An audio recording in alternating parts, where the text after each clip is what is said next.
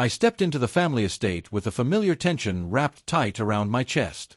The entryway carried the soft scent of polished oak and lavender, a combination that always made me feel both unwelcome and unseen.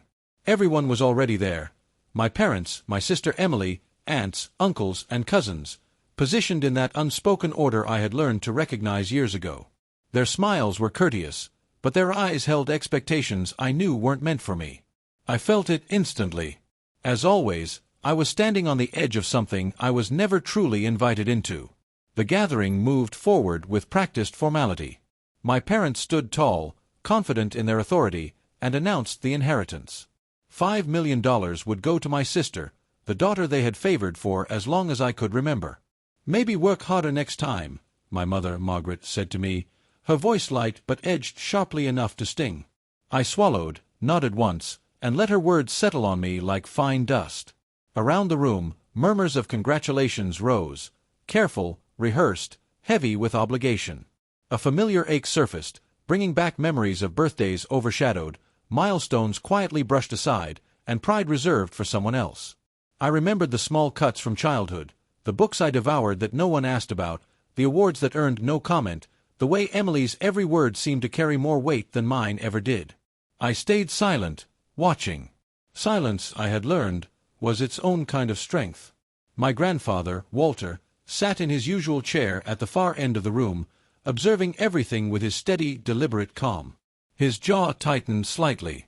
One eyebrow lifted. I recognized that look immediately. He was considering something carefully.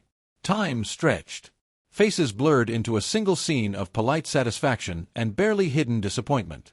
My mother's smile stiffened. My sister's eyes shone with triumph.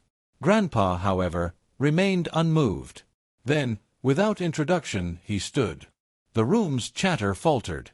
He raised an envelope with slow, almost ceremonial precision and turned toward me.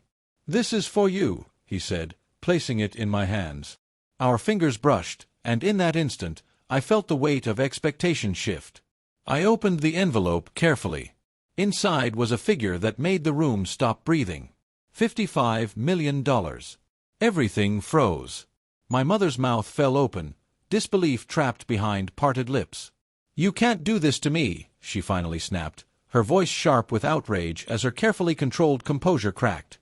I said nothing. I couldn't have even if I wanted to. The vindication I felt was quiet, internal, complete. No explanation was needed. The proof rested in my hands, backed by the unmistakable authority of my grandfather's decision. In one deliberate motion, the family hierarchy tilted, and there was no denying it. For a moment, the world seemed suspended, the gleaming floors, the hushed relatives, the lingering scent of lavender and age-old polish. Then movement returned, but the energy had changed. The air carried a new tension, a subtle recalibration of importance. Someone long underestimated had been seen. I left the envelope on the table longer than necessary, allowing the silence to stretch. Emily's smile faltered. My mother's anger simmered beneath her forced calm. Grandpa sat back down, serene and unbothered. Later, alone in the library, I reflected on what had happened.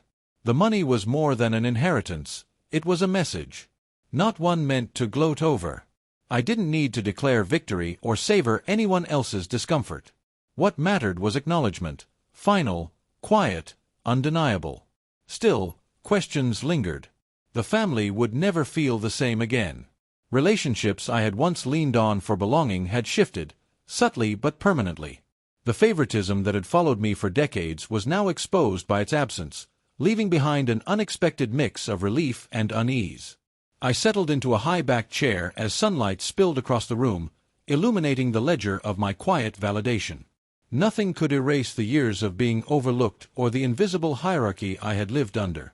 But Grandpa's choice had carved out space for me to exist without compromise. My worth, long diminished, had finally been measured in a way that couldn't be challenged. And in that silence, another realization took hold. The power I had been denied for so long was now mine, but it came with responsibility. There would be no dramatic revenge, no deliberate cruelty. What I had been given was not a weapon, but a tool, one that demanded care and restraint. The family would adapt. They always did. But I had finally secured a place within it that was real, steady, and unquestionable. The quiet vindication belonged to me, and I carried it forward without celebration, without words, just as I had learned to do all along.